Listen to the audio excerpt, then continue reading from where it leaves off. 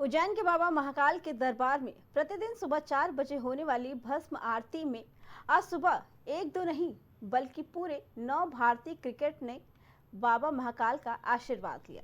इस दौरान सभी खिलाड़ियों ने नंदी हॉल में पास में बैठकर बाबा महाकाल के दर्शन किए। साथ ही उन्होंने चांदी द्वार पर बाबा महाकाल की पूजा अर्चना की। भारतीय क्रिकेटर को देखते ही लोगों की भारी भीड़ मंदिर में उन्हें देखने के लिए पहुंच गई।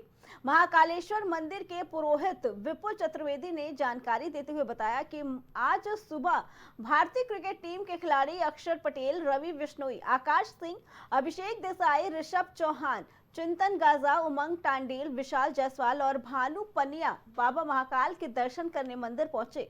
यहाँ उन्होंने लगभग 2 घंटे तक बाबा महाकाल की भस्म आरती के दर्शन किए। इसके बाद सभी खिलाड़ियों ने नंदी जी के कानों में अपनी मनोकामनाएं मांगी। इसके बाद मीडिया से बात करते हुए अक्षर पटेल ने कहा कि बाबा महाकाल हमें हर साल बुलाते रहते हैं, इसलिए हम यहाँ पे आते हैं। बाबा महाकाल जानते हैं कि हमें क्या देना है और क्या नहीं। खिलाड़ी रवि बिश्नोई ने बताया कि आज बाबा महाकाल की भस्म आरती देखने के लिए दूसरी बार यहां आया हूं। बाबा महाकाल की कृपा आप और हम सभी पर बनी रहे। पहाड़ी इलाकों में हो रही बर्फबारी की वजह से देश भर में मौसम में गिरावट का दौर शुरू हो गया। मौसम विभाग के मुताबिक अगले कुछ दिनों में कपाने वाली ठंड के साथ घना कोहरा छा सकता है। वहीं राष्ट्रीय राजधानी दिल्ली पिछले कुछ दिनों से कोहरे के साथ साथ प्रदूषण का डबल अटैक झेल रही थी, लेकिन अब हालात में सुधार है। मौसम विभाग के मुताबिक राष्ट्रीय राजधानी में आज अधिकतम तापमान 26 डिग्री सेल्सियस और न्यूनतम तापमान 12 डिग्री सेल्सियस रहने की उम्मीद है। इसके अलावा सुबह और शाम को कोहरा हो सकता है, लेकिन दिन में आसमान साफ रहेगा।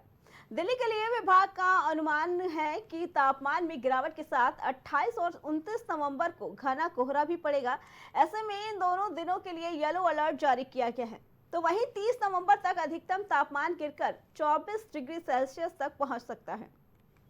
उत्तर प्रदेश में भी मौसम लगातार करवट ले रहा है। मौसम विभाग के मुताबिक राज्य के ज्यादातर जिलों में यूपी में आज हल्के से मध्यम कोहरा छाया रहेगा। साथ ही आने वाले 2 दिनों में प्रदेश के तापमान में 2 से 3 डिग्री सेल्सियस तक गिरावट दर्ज की जा सकती है। इसके अलावा यूपी में 28 से 30 नवंबर के दौरान घने कोहरे का अलर्ट भी जारी किया गया है। शुक्लागंज गंगा घाट का उन्नाव और कानपुर को जोड़ने वाला सालों पुराना पुल गंगा में समा गया।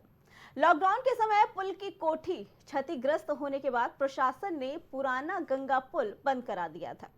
इससे हादसा होने से बच गया।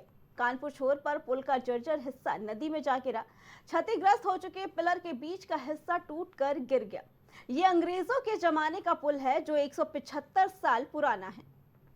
मंगलवार को गंगा पुल टूटते ही हड़कंप मच गया। ये पुल हमेशा से काफी चर्चा में रहा है। हालांकि पिछले कुछ सालों से ये पुल बंद पड़ा था। इस पुल को साल 2021 में बंद कर दिया गया था।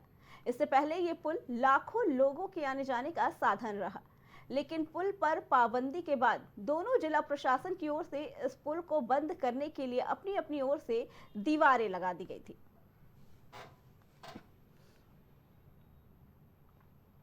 लंदन में फ्रेंड्स ऑफ मध्य प्रदेश कार्यक्रम को संबोधित करते हुए मुख्यमंत्री डॉक्टर मोहन यादव ने कहा कि 2003 तक मध्य प्रदेश में केवल 5 मेडिकल कॉलेज थे, लेकिन आज प्रधानमंत्री नरेंद्र मोदी के नेतृत्व में प्रदेश में कुल 30 मेडिकल कॉलेज संचालित हो रहे हैं, जिनमें 17 सरकारी और 13 निजी क्षेत्र के हैं। अगले साल 12 मेडिकल कॉलेज और भी तैयार हो रहे हैं।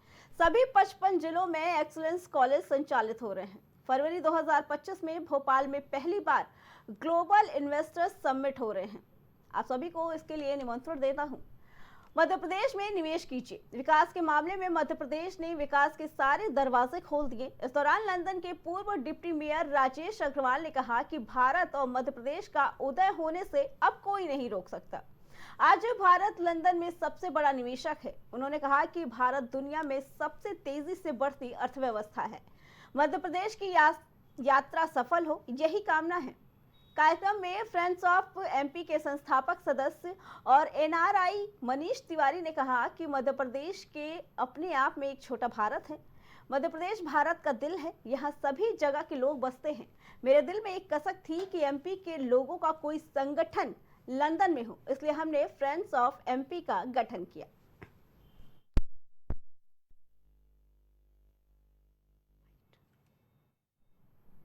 नेशनल बुलेटिन में फिलहाल इतना ही। बाकी खबरों के लिए देखते रहें प्राइम टीवी।